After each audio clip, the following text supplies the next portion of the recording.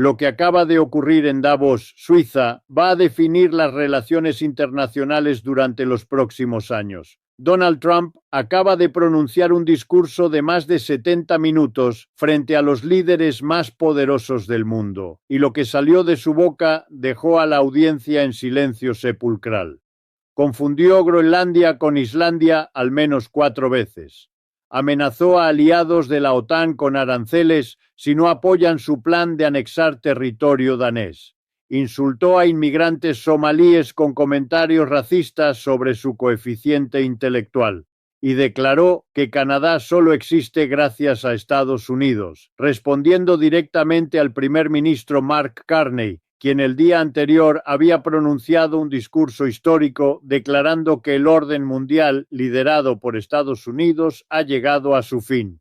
Esto no es simplemente un presidente diciendo cosas polémicas en un foro internacional.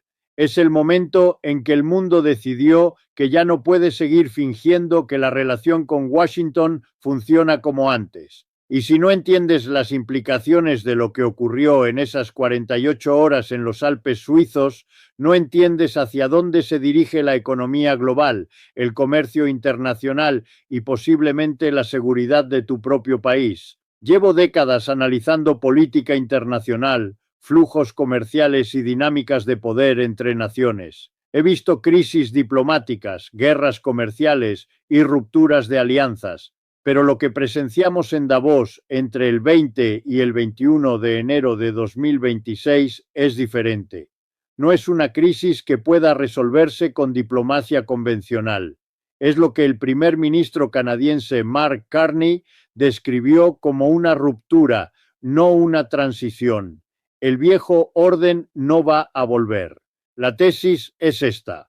El discurso de Trump en Davos no fue un accidente ni una serie de errores de comunicación. Fue la manifestación pública de una administración que ha abandonado incluso la pretensión de respetar las reglas internacionales, y el mundo acaba de responder preparándose para actuar en consecuencia. Déjame explicarte lo que realmente ocurrió, capa por capa, porque los titulares no capturan la magnitud de lo que presenciamos. Trump llegó a Davos después de amenazar con aranceles del 10% a partir del 1 de febrero, aumentando al 25% en junio a 8 países europeos: Dinamarca, Noruega, Suecia, Francia, Alemania, Reino Unido, Países Bajos y Finlandia. La razón declarada: estos países enviaron tropas a Groenlandia para participar en ejercicios militares de la OTAN. Trump interpretó esto como una afrenta a su demanda de que Estados Unidos adquiera la isla, que es territorio autónomo de Dinamarca. Según reportó CNBC el 19 de enero de 2026, los embajadores de la Unión Europea celebraron una reunión de emergencia en Bruselas el domingo 18 de enero. El presidente francés Emmanuel Macron solicitó la activación del instrumento anticoerción de la Unión Europea, conocido coloquialmente como la bazuca comercial. Este instrumento, adoptado en 2023 y nunca utilizado hasta ahora, fue diseñado originalmente como defensa contra la coerción económica de China. Ahora Europa lo considera para usarlo contra Estados Unidos. La bazuca comercial no es una metáfora exagerada. Según Al Jazeera y Fortune, el instrumento anticoerción permite a la Unión Europea restringir el acceso de proveedores estadounidenses al mercado europeo, excluir empresas de licitaciones públicas en el bloque, imponer restricciones a exportaciones e importaciones de bienes y servicios, limitar la inversión extranjera directa, establecer controles sobre derechos de propiedad intelectual que presionarían a gigantes tecnológicos estadounidenses e implementar restricciones en mercados financieros. El legislador alemán Bernd Lange, presidente del Comité de Comercio del Parlamento Europeo, declaró en una publicación en la red social X: el instrumento anticoerción, diseñado precisamente para casos como este, debe usarse ahora. Pido a la Comisión Europea que lo active de inmediato. Trump ha utilizado por primera vez el comercio como presión política. Debemos defender nuestra soberanía europea, Pero aquí está lo que complica la decisión europea.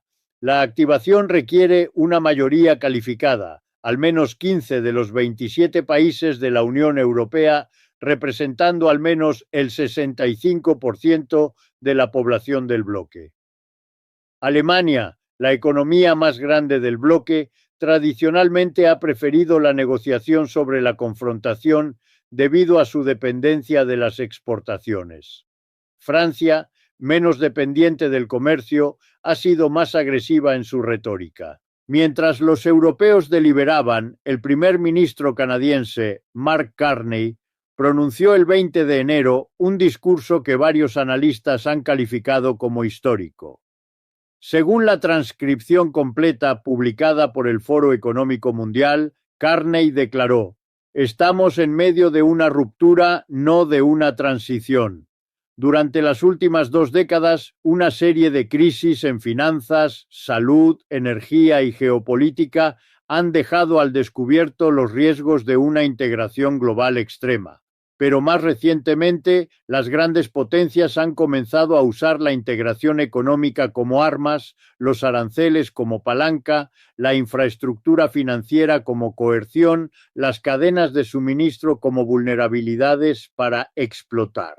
El discurso de Carney fue una condena directa de la política estadounidense sin mencionar a Trump por nombre. Declaró que el viejo orden no va a volver y que nostalgia no es una estrategia. Pidió a las potencias medias como Canadá unirse para construir un nuevo orden basado en valores propios y menos dependiente de Estados Unidos. Recibió una ovación de pie. Esto no fue retórica vacía. Una semana antes, Carney había completado una visita histórica a China, la primera de un primer ministro canadiense desde 2017.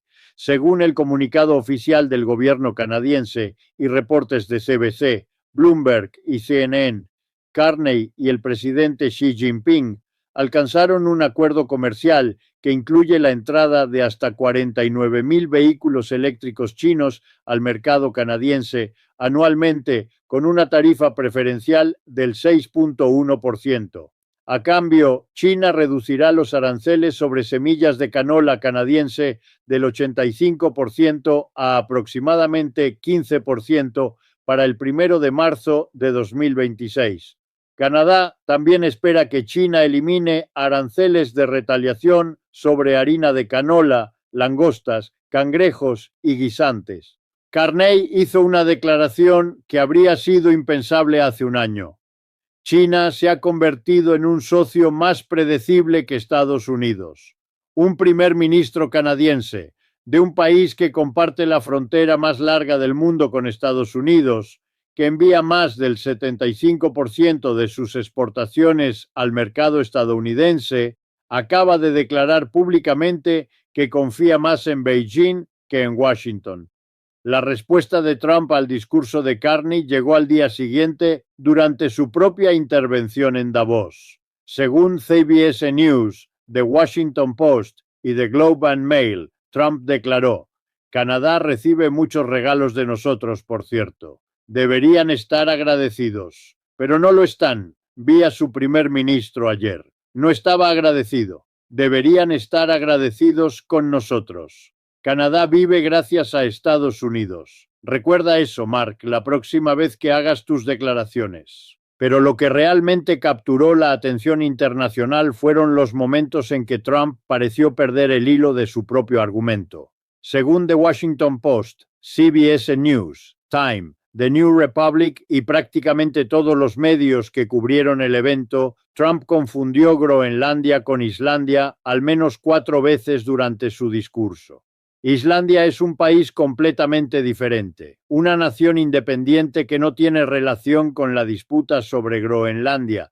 En un momento Trump dijo: "El problema con la OTAN es que estaremos ahí para ellos al 100%, pero no estoy seguro de que ellos estarían ahí para nosotros. No están ahí para nosotros con Islandia, eso te lo puedo decir. Nuestro mercado de valores tuvo su primera caída ayer por Islandia. Así que Islandia ya nos ha costado mucho dinero". En otro momento declaró: "Hasta hace unos días, cuando les hablé de Islandia, me amaban. Me llamaban papi. Un hombre muy inteligente dijo: «Él es nuestro papi. Pasé de dirigir esto a ser una persona horrible. Y luego solo queremos un pedazo de hielo para protección mundial. Y no nos lo dan. Nunca hemos pedido nada más. Tienen una opción. Pueden decir que sí, y estaremos muy agradecidos. O pueden decir que no, y lo recordaremos».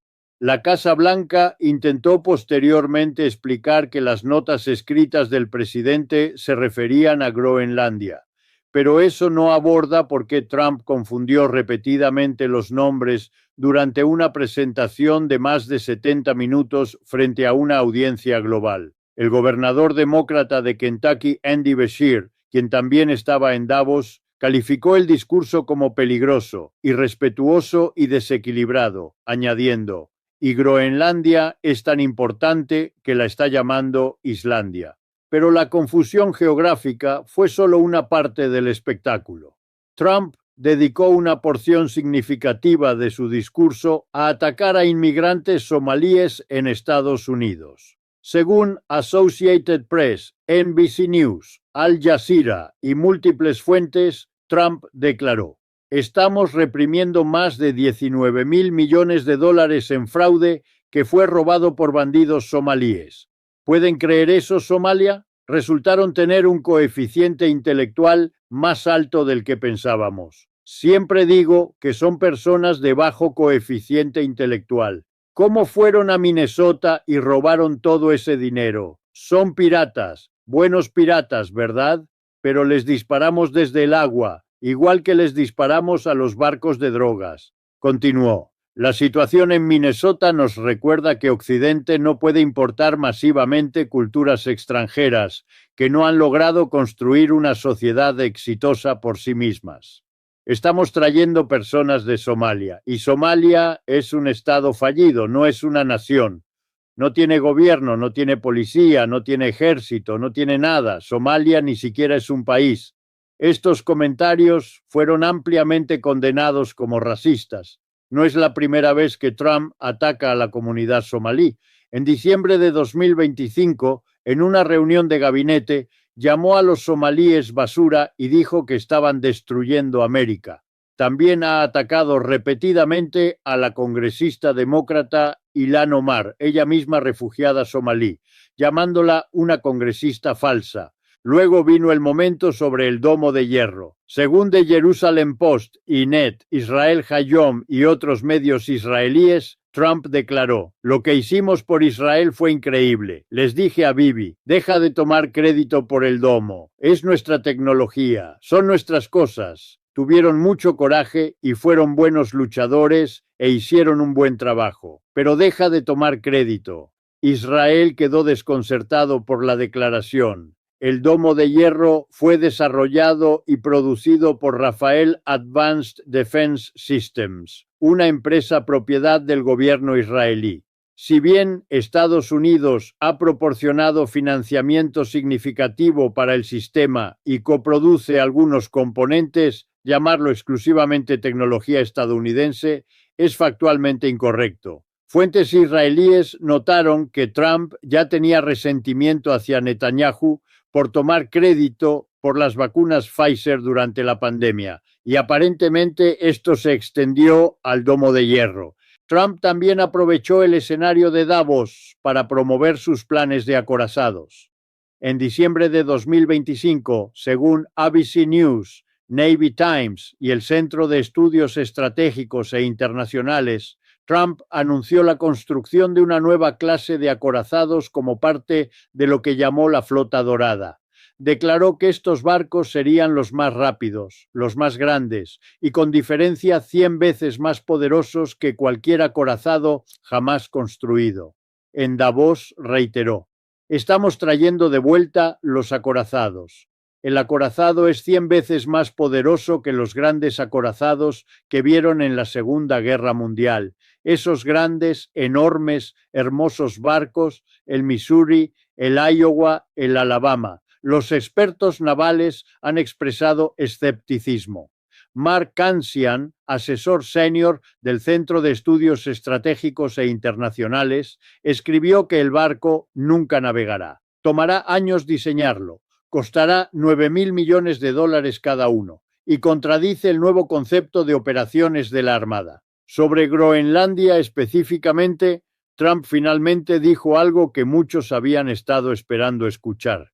Declaró: probablemente no vamos a conseguir nada a menos que decida usar fuerza excesiva, donde seríamos francamente imparables. Pero no voy a hacer eso. No tengo que usar fuerza. No quiero usar fuerza. No usaré fuerza. El mercado de valores estadounidense, que había caído significativamente el día anterior, se recuperó parcialmente después de estas declaraciones. Según CBS News, los tres principales índices estadounidenses habían sufrido su peor día desde octubre el martes, con el Dow cayendo un 1.8%, el S&P 500 perdiendo 2% y el Nasdaq cayendo 2.4%. Pero la declaración de Trump sobre no usar la fuerza vino acompañada de la advertencia que ya he mencionado. Pueden decir que sí y estaremos muy agradecidos. O pueden decir que no, y lo recordaremos. Tim describió esta frase como algo que podría haber sido descartado del guión de la película Goodfellas.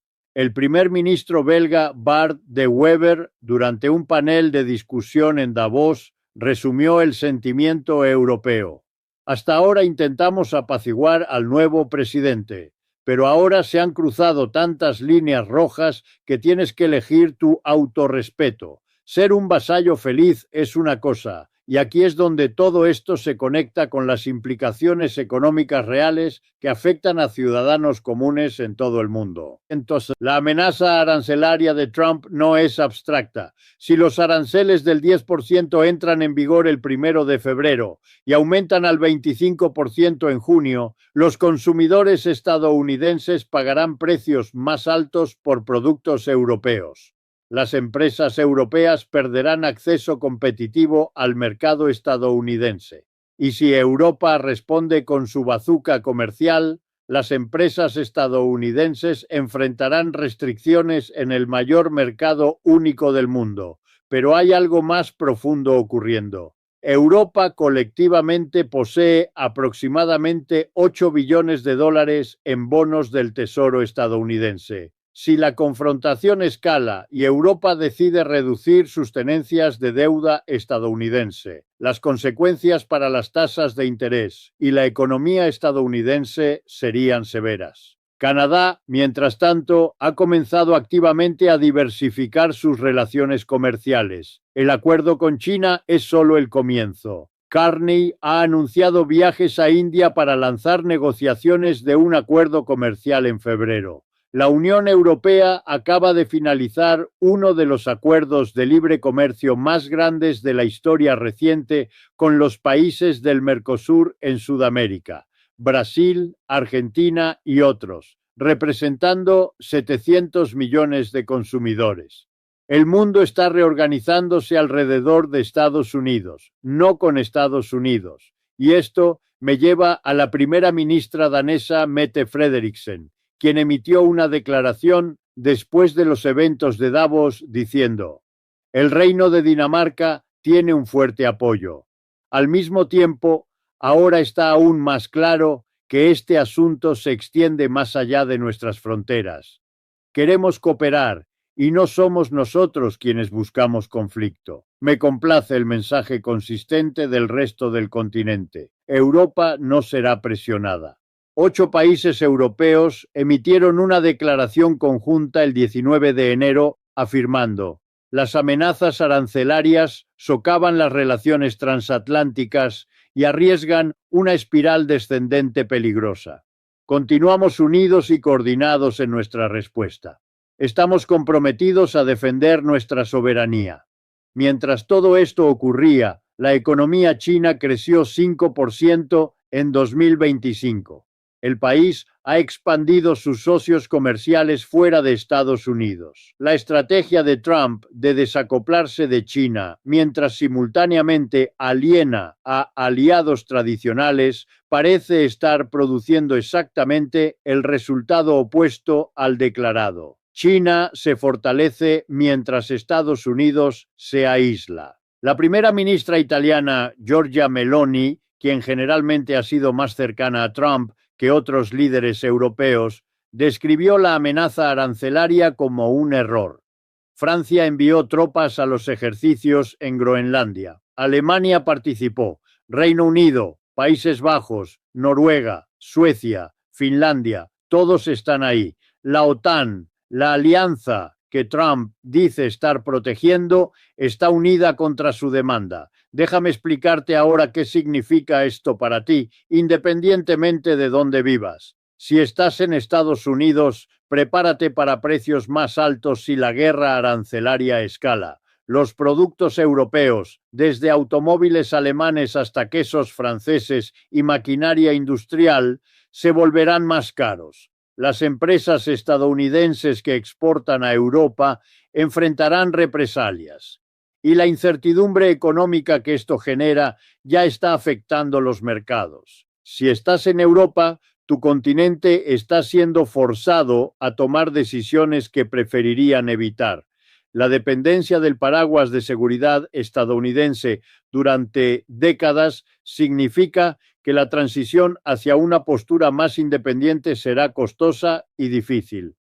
Pero el discurso de Carney sugiere que al menos algunos líderes han aceptado que esa transición es inevitable.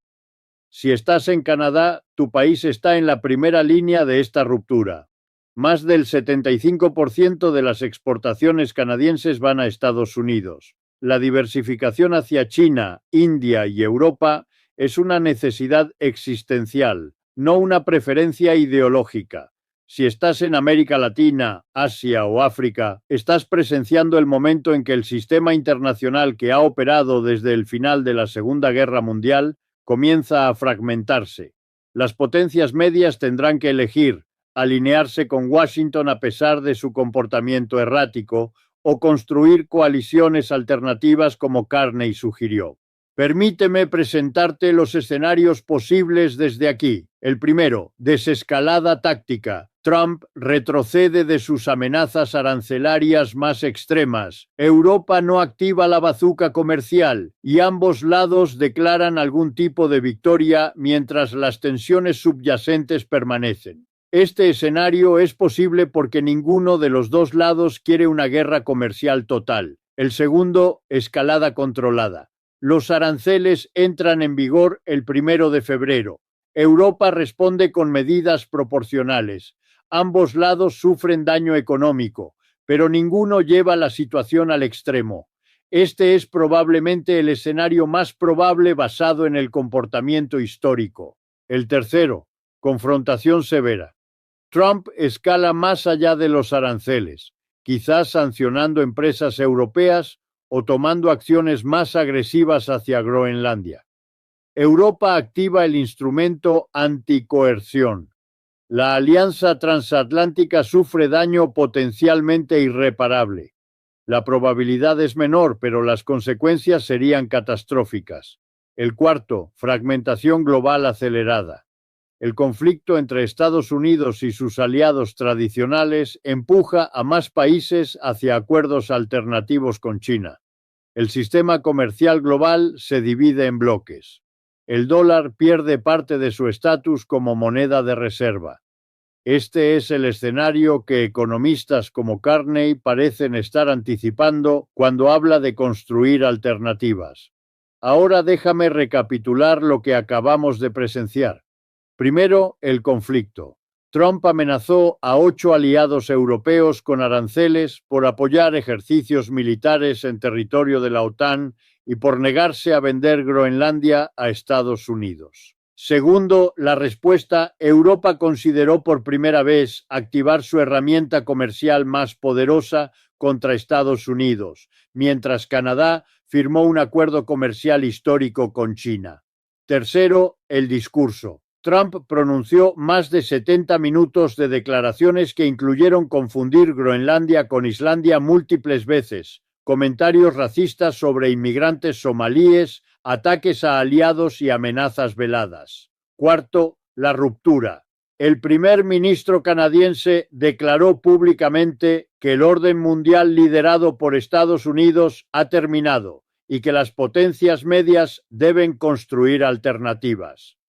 Quinto, las implicaciones. El sistema de alianzas que ha sostenido la seguridad y el comercio global desde 1945 está bajo presión sin precedentes, no por enemigos externos, sino por el comportamiento del país que lo construyó. Sexto, el presente.